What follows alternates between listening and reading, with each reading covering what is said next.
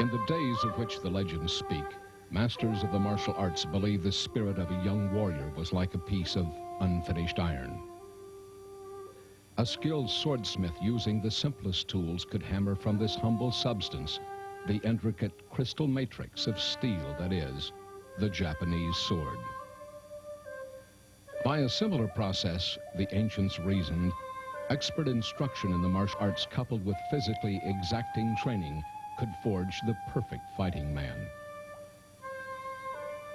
In the mind of the martial arts instructor, the work of the swordsmith paralleled his own.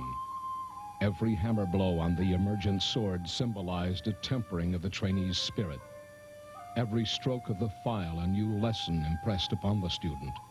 Every careful and loving touch of the sword polisher's stone upon the steel, a step by the novice toward physical and spiritual perfection. These rich rewards were not easily won. Few were the travelers to set foot upon the path that led through suffering and adversity to the precious, indeed fantastic prize of physical and intellectual superiority. Their commitment was one of a lifetime. The road to achievement was, then as now, long and paved with hardships. One such traveler was the Japanese swordsman Miyamoto Musashi. He set down his discoveries, hard-won from a lifetime of fatal conflicts with the greatest fighting men of his age, in his Book of 5 Rings. Since his brush was first laid to paper, the words that Musashi wrote have reverberated down the centuries and influenced millions of people worldwide in all manner of pursuits, warlike and otherwise. His advice is as valid today as it was when first recorded more than 3 centuries ago, and we have therefore embodied in this presentation many of his original concepts. Like Musashi's book, this video with its companion are made up of 5 distinct parts which, when combined, form a complete training guide. It has been designed by experts and followed carefully will bring you excellent results. The aim of the authors is to improve both the physical and mental faculties of the student. By adding to this particular moral and philosophical concept, the student's ability will be greatly enhanced, as will their enjoyment of karate training. The objectives of this program are manifold and ambitious. From following this course of study, it will become apparent to the student that the key to success in competition is the serious study of the traditional form of karate. Only by this means can a level of skill be developed that will guarantee success. Shortly before his death, Musashi wrote, "To attain the way of strategy as a warrior, you must study fully other martial arts and not deviate even a little from the way of the warrior. With your spirit settled, accumulate practice day by day and hour by hour. Polish the twofold spirit, heart and mind, and sharpen the twofold gaze, perception and sight. When your spirit is not the least clouded, when the clouds of bewilderment clear away, there is the true void." Accept, if you will, our invitation to the void, the place where only training counts, the place where you will find your true worth, the place of the warrior.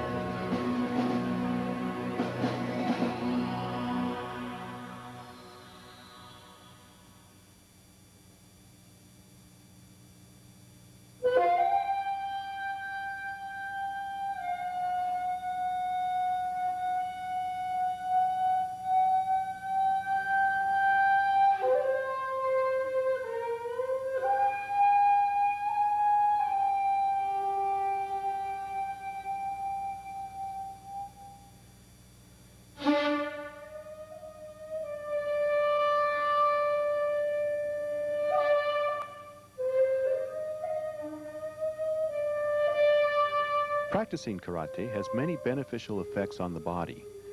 However, to gain the most from your training, to improve your karate, and to avoid injury prior to training or competition, it is essential to carefully prepare the body for action. This part of training is very important and must not be neglected.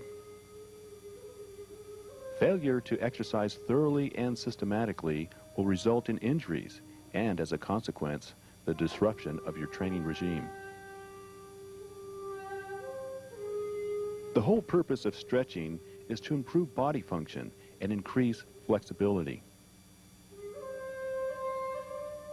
Incorrect stretching can prevent improvement and cause actual injury, which is why the subject should be approached with the same degree of concentration and resolve as other parts of your training.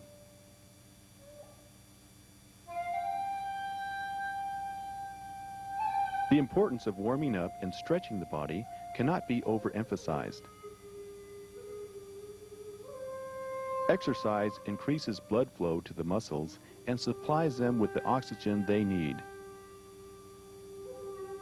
It also speeds up the elimination of the waste materials produced in the muscles by strenuous effort.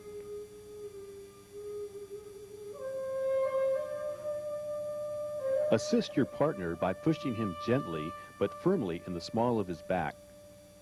Do not push his shoulders, as this could injure him.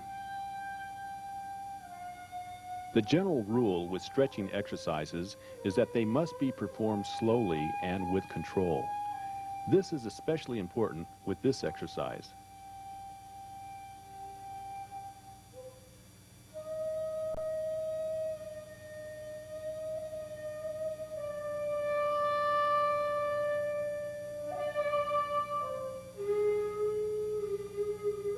To help your partner achieve greater flexibility, lift his legs slowly and gradually upwards, taking great care not to pull the leg away from his body. The body should be progressively stretched in small increments, and unnatural or jerky movements that might stress the subject avoided.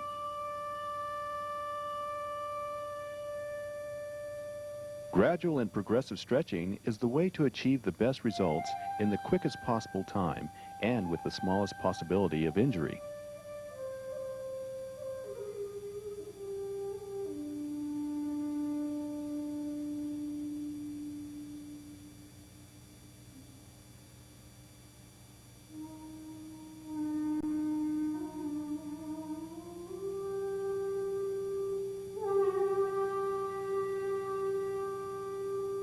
Performed after stretching and before training, a well-thought-out exercise program is essential. It will help to develop endurance, explosive power, and balance that are so necessary for competition karate. The exercises that follow are fundamental and therefore very important. They deserve your close attention and should be practiced regularly. The legendary power of karate is the result of long-term serious training, coupled with an understanding of the underlying principles of karate movement. The speed and energy demonstrated so effortlessly by advanced karate exponents is the expression of that power through a healthy, flexible body, a body that must be strong and well-conditioned enough to withstand the rigors of training without sustaining injury. In these exercises, the whole body is lifted off the floor and supported on the extremities briefly, then lowered. These are difficult movements to acquire, physically taxing, and very beneficial. Each part of the body is systematically conditioned for the workout that follows, and at the same time toughened and made stronger. As the training continues, the body is taken from a state of rest to a point where it is completely warmed up and ready for training. Exercise must be thorough and balanced. No one part of the body should be favored over the other. Needless to say, professional medical advice should be sought before undertaking any program of physically demanding exercise. In the case of karate, it is also vitally important to to make sure that the instructor you choose is both qualified and experienced. Kicks are among the most powerful of karate techniques, and exercises that develop the strength and flexibility of the hips and legs are very important. As with all exercises, they should be performed slowly and carefully at first, and the number of repetitions and the power exerted gradually increased over time. This exercise, more often seen in a judo or kendo dojo, is useful as it increases the strength of the forearms and the grip.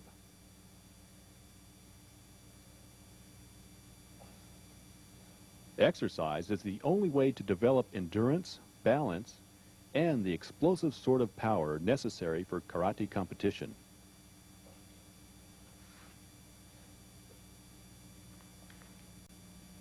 The importance of a correct stance is often misunderstood or not understood at all.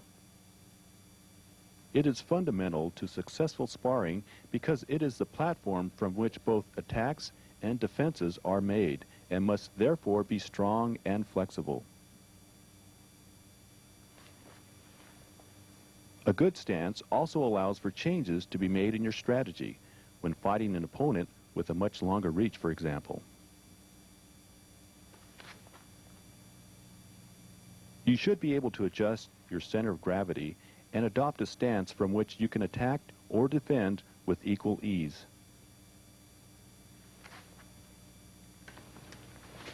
When you face your opponent, keep your back straight and your abdomen tense.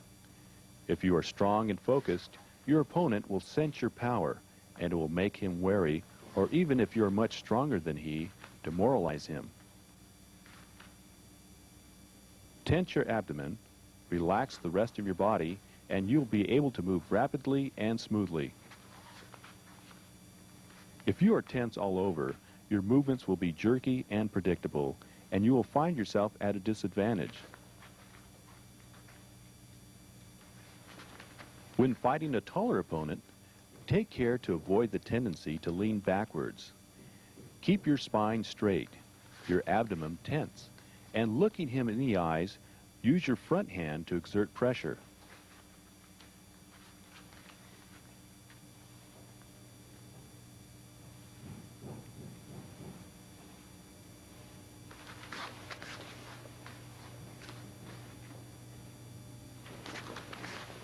In this situation, a reverse stance can be used to advantage by a fighter with a shorter reach.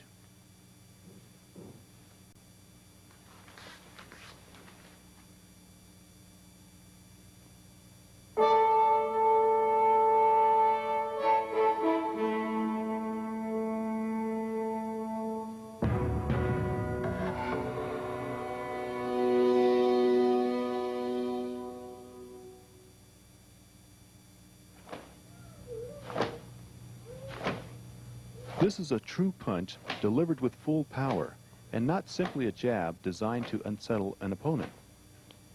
As you punch, relax your joints. Keep your elbows in close to the body, and pull them back fast after you make contact. Use a strong hip-twisting motion to develop power.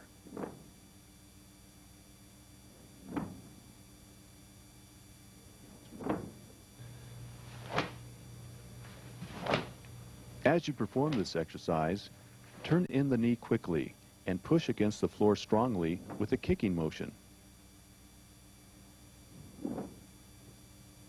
The back leg must be turned in when punching. If your knee doesn't move, nor will your hips.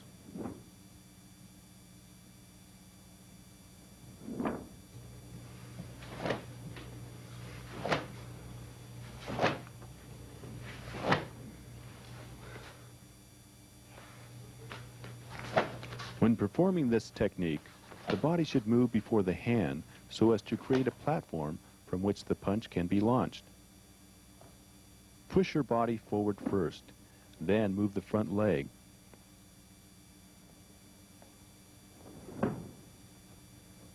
Don't move your hand too quickly. If you do make contact with your opponent too soon, some of your power will be lost.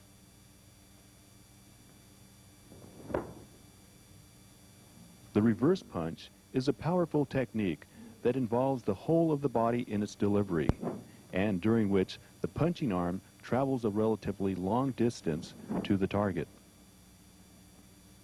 The rear knee, legs, hips, and shoulders all turn together, then recoil rapidly back in a natural reaction that prepares you for the next move.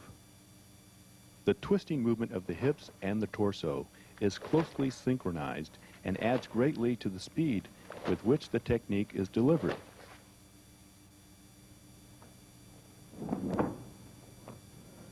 The snap punch reverse punch combination is a useful one.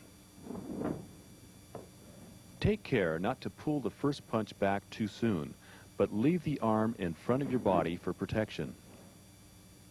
Pull your hand back only when you hit with the second punch, or you will leave yourself open and therefore vulnerable.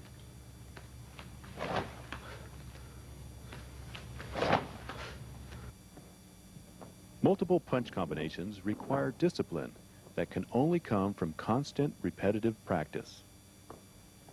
When performing this technique, it is important to rotate the hips to their maximum extent in the middle of the combination, that is, after the second punch.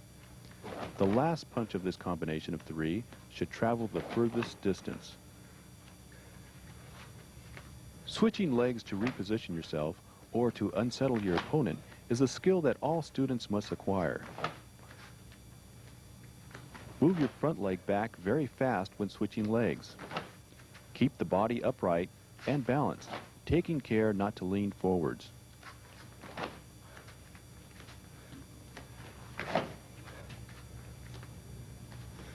In this exercise, hip movement is very important. Turn the body by using the front leg, ankle, knee, and hips.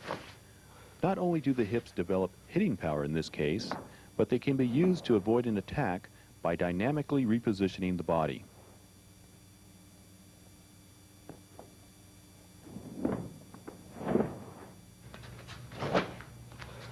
This technique allows you to get into range and deliver a powerful attack to your opponent.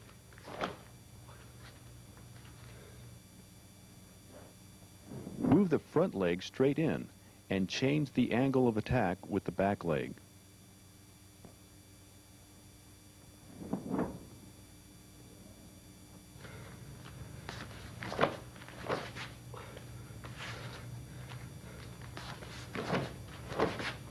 You need to control the distance between yourself and your target to create an advantage.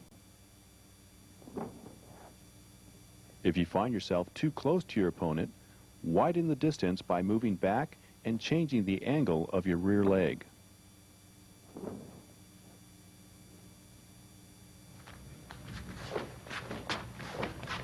Being able to hit strongly from a static position is clearly not enough to win competitions or defend yourself for that matter. The movement of the legs must be synchronized with the timing of the punches, and this must be done effortlessly and at speed.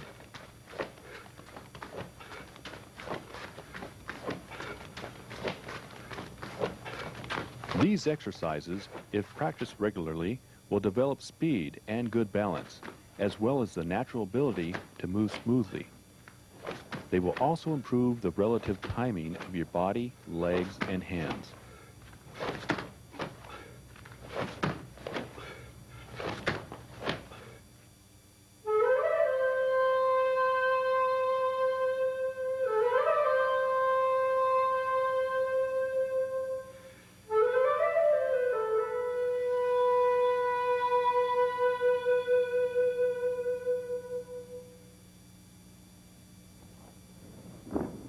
Do not raise your body before kicking. Lift your knee high to protect your mid-level, and keep your body upright to focus energy forward and into the kick. When you kick, you are stationary, so it is essential to get your kicking leg back to the ground as quickly as possible.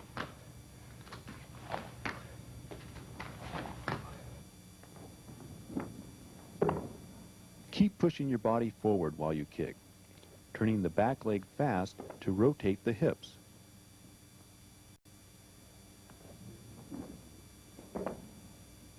Kicking techniques must be performed with the whole body, not just the kicking leg.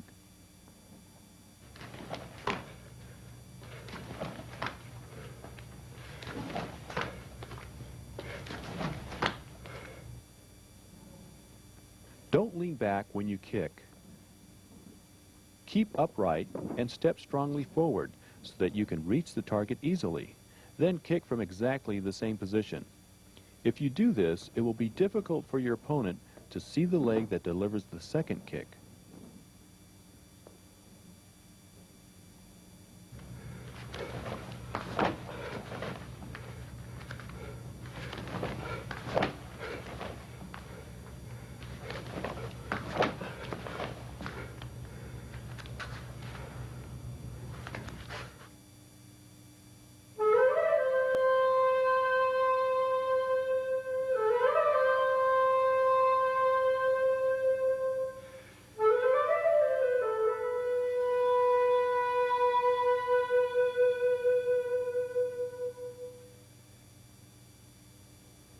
Training with equipment, whether kicking pads such as these or the heavy bag, should be practiced by all students.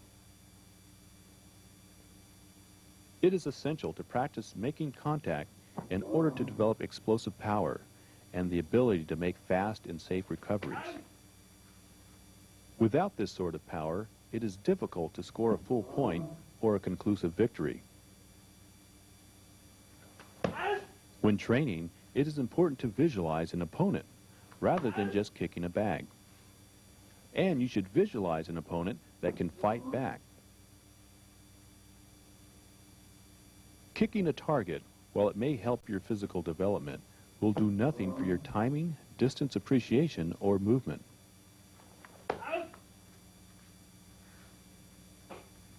A successful kick delivers a great deal of focused power to a target and can be devastating.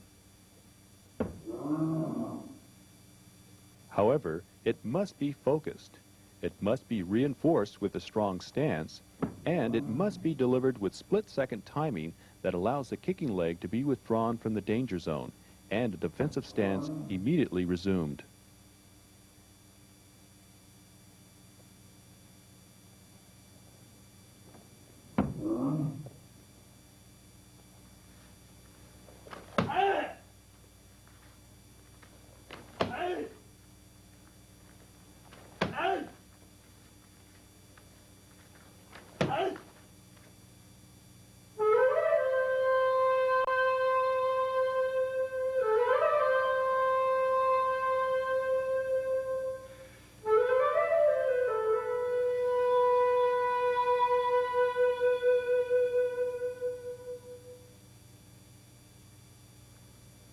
Footwork plays an important part of competition strategy and is frequently a decisive factor. Practice slowly at first so you begin to understand how to move your center of gravity and how to coordinate the movement of your body and legs. Think about the movement of your knees and your stomach area. Do not move the shoulders first. By being synchronized with your opponent's movement, you can withstand his attacks by retreating from them easily. When movement can be performed in a relaxed and natural way, more experienced fighters will learn to launch counterattacks at the exact moment the opponent is most vulnerable, at the instant he starts his attack. The very experienced fighter will be able to predict his opponent's move and attack him as he thinks of attacking. This is called in Japanese swordsmanship ken no sen, to forestall an opponent by attacking him.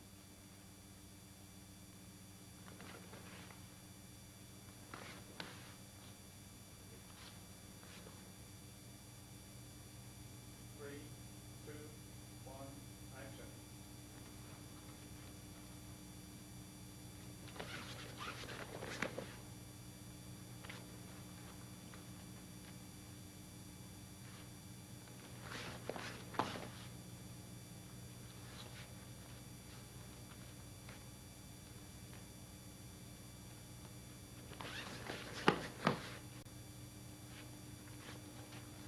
You should try to dominate your opponent and make him move as you want him to. While you control the situation, he is thinking negatively, that is, of being attacked and of the need to defend himself. Force him back and attack him as you feel him weaken.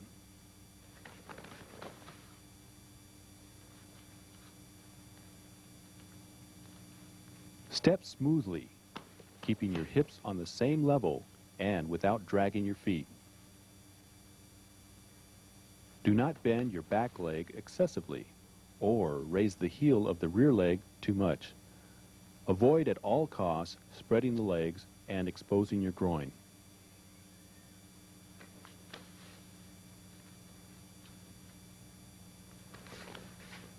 The ability to dominate an opponent is not simply a physical thing, nor is it anything especially mystical.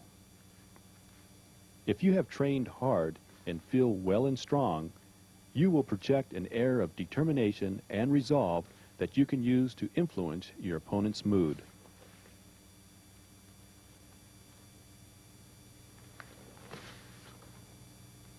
Look at him directly and strongly. Tense your abdomen and make up your mind to win.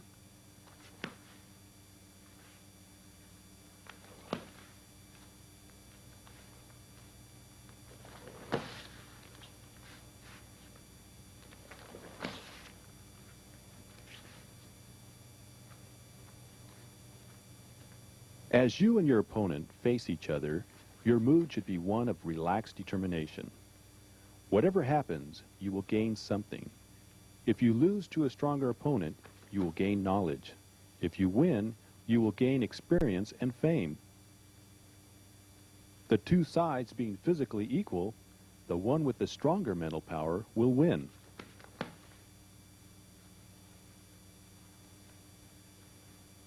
The experienced, intelligent fighter, knowing this, is always a good loser. What he takes away from any fight is of value to him. He wins despite the outcome.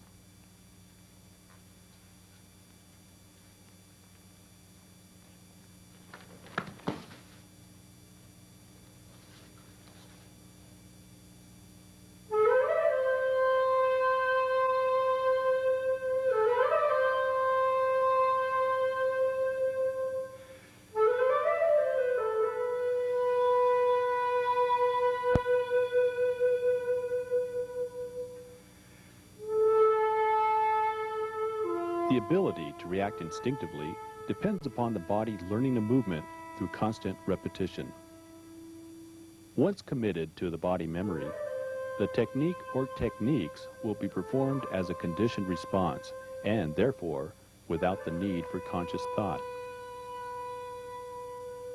This ability can only be acquired by the constant repetition of drills and combination techniques.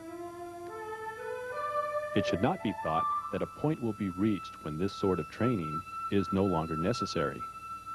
Indeed, the more experienced the fighter, the more attention he is likely to spend on honing these skills. Working alone, the student can think about his technique and how to improve it. Repetition training with a partner will develop a sense of distance and relative movement and prevent complacency. There is no substitute for body learning. The correct techniques must be performed intuitively, correctly, and with speed if you are to win.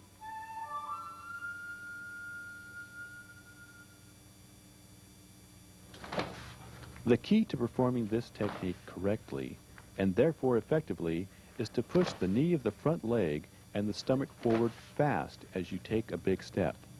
Constant repetition of fundamental techniques such as this are an essential part of karate training and the only path to the mastery of the art. The first punch of this combination move is important as it pushes the opponent backwards and at the same time provides a guard for your face area. For this reason, you should not develop the habit of pulling it back too quickly or you will leave your face exposed.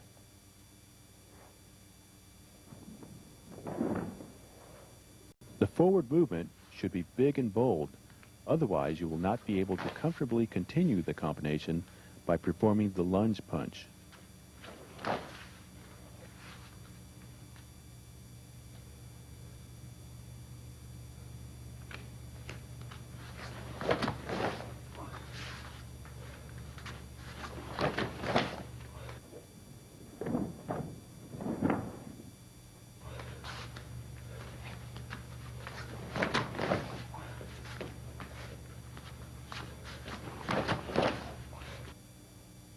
When you practice this sort of combination by yourself, check all your movements and your posture carefully.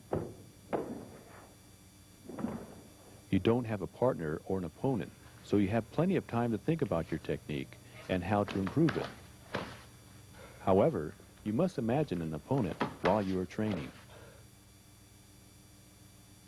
Simple drills with a partner such as this and the ones that follow are a useful way of building speed, as well as sharp or snappy technique.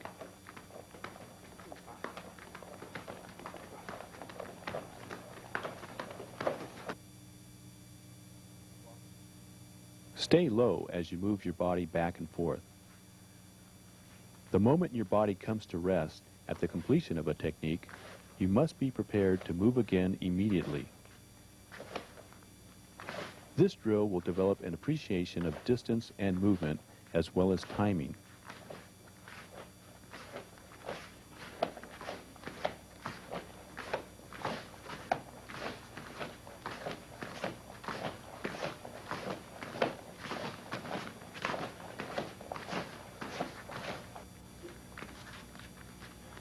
Practice this technique not only backwards, but forwards and sideways as well.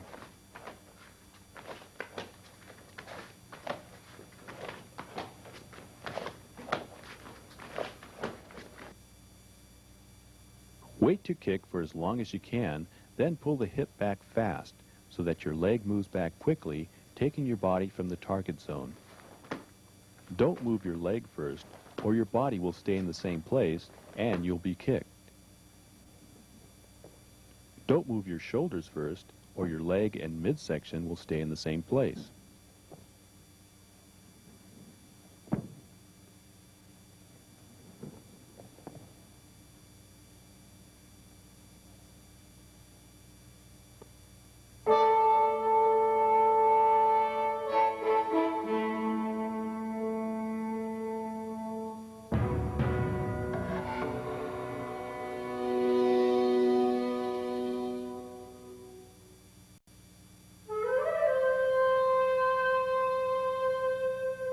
Combination techniques are those which unite either a movement with a technique or techniques, or a number of individual techniques. They are a very important part of high-level competition training and should receive your serious attention. These techniques combine the elements of timing, rapid movement, and accurate delivery, and need time and effort to master. Combination techniques can be used to pressure an opponent and prevent him from counterattacking you. In this way, even if your first attacking technique does not succeed, it will gain you an advantage you can follow up on. Study the demonstrations that follow carefully and apply what you see to your own training.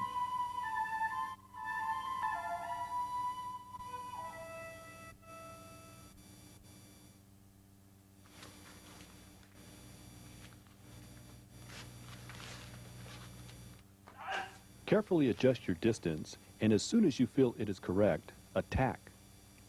Bear in mind that the correct distance will put you in range of your opponent, so do not stay in the danger zone any longer than necessary.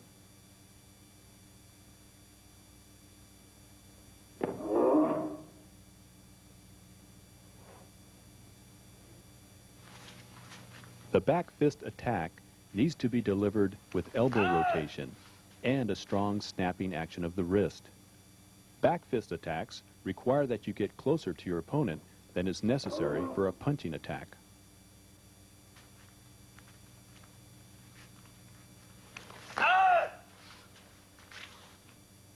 Feint with your leading hand in order to judge your opponent's timing. To perform this technique successfully, your timing must be good because you need to move quite a distance and you are therefore vulnerable.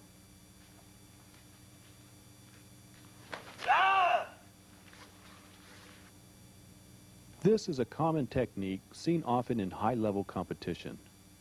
The move forward must be rapid, and the back leg brought smartly up, so the first punch will take you close enough for the second to hit without fail.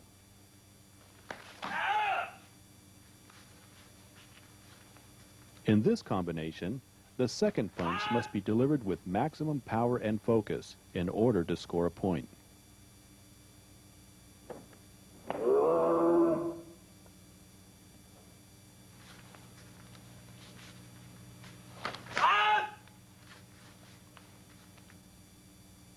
This is a variation on the last technique in that the footwork is the same while the hand techniques are different.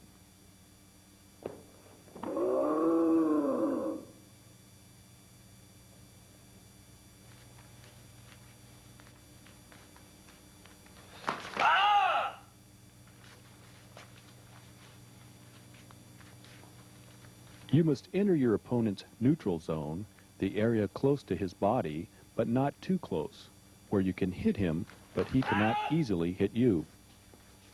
Go in low and take up a position in front of him from which you can attack successfully.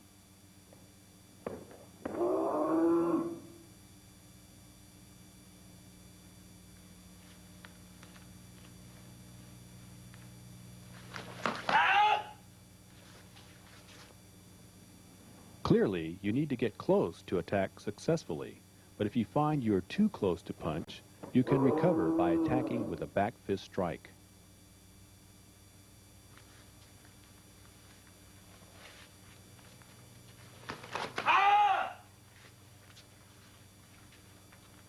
Circular techniques such as this tend to force your opponent to suddenly change his field of view to a very narrow one. Your forearm, as it moves, will also obscure his vision quite substantially, further weakening his defense.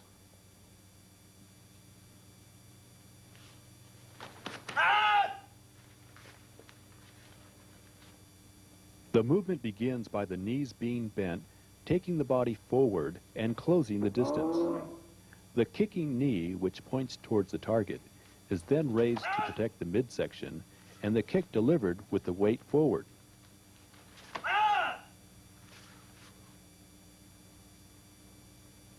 Push the body forward when you hit with the first punch.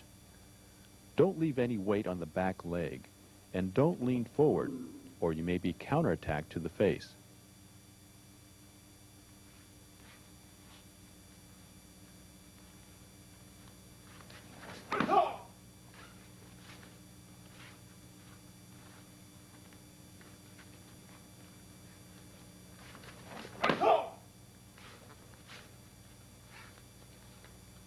The reverse punch can be easy to counter as the fist has to travel a long way compared with a snap punch, for example.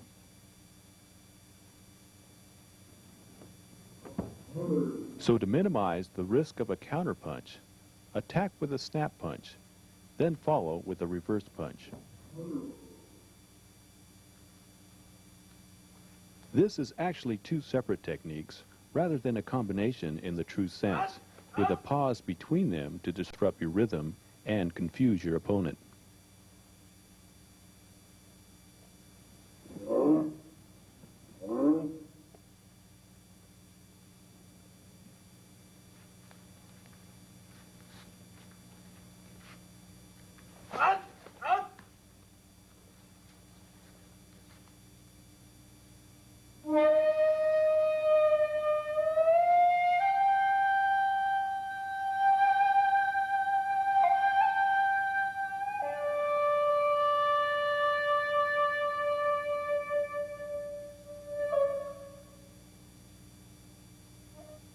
Using an explosive movement and a short step, move forward punching to open your opponent's guard.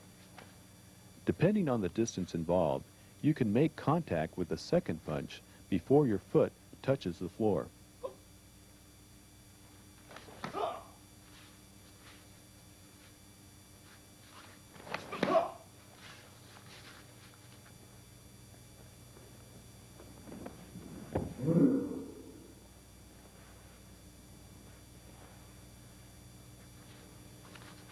Keep moving your body forward as you attack. Lower yourself a little when you make contact with the last punch so as to hit as strongly as possible. Stay balanced and in control.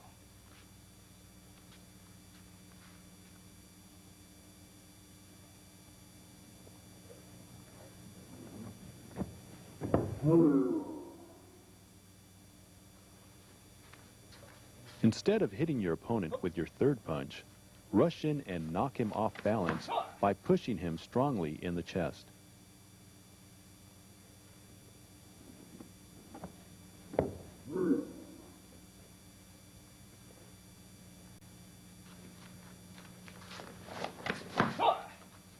After the second punch, maintain your body at the low level and pause to break the rhythm of your attack. Then step in again with a reverse punch.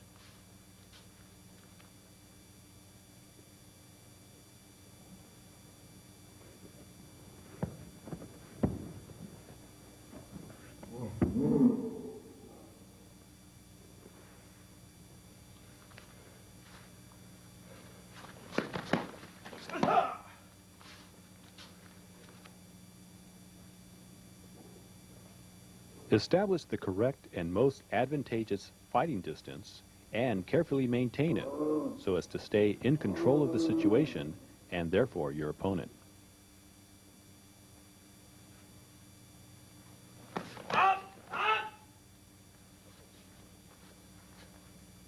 Pause briefly between the punch and the kick to unsettle your opponent and prevent him from anticipating your timing and blocking your attack.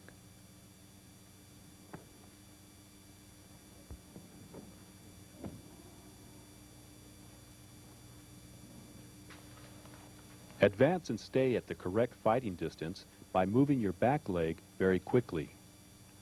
Your punches must be absolutely straight to force your opponent to narrow his field of view so that he fails to notice your roundhouse kick until it is too late.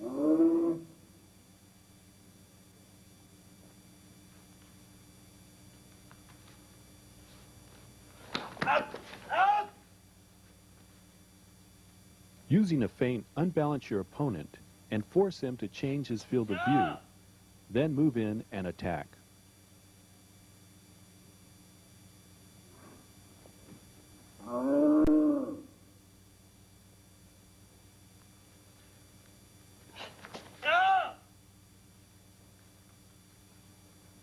This sort of technique should only be used occasionally, perhaps when you need to change the tempo of a match in your favor, as it puts you in a vulnerable position.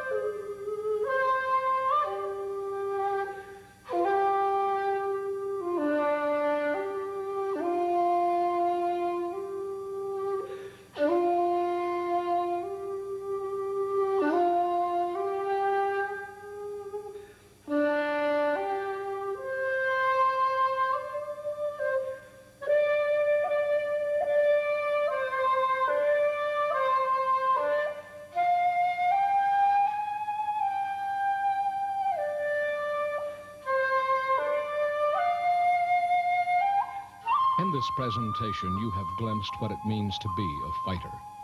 You have witnessed the abilities of two excellent instructors, abilities you can acquire by careful and patient study. It should be stated very clearly, however, that competition is only a small part of training. Every aspect of karate must be perfected if real progress is to be made. There is no easy way, only the right way. In any conflict, the side that has studied most will, in the long run, prevail. Luck may be a factor in competition, but it is, at most, a very fragile one. Consider the words of the Japanese military strategist Yamamoto Kansuke, written more than 400 years ago. A bad day is a bad day for everybody. Misfortune will fall equally on your head and that of your enemy, regardless of your beliefs. Fortune is always on the side with the most ability, the side that has studied hardest to build good skills and a strong spirit.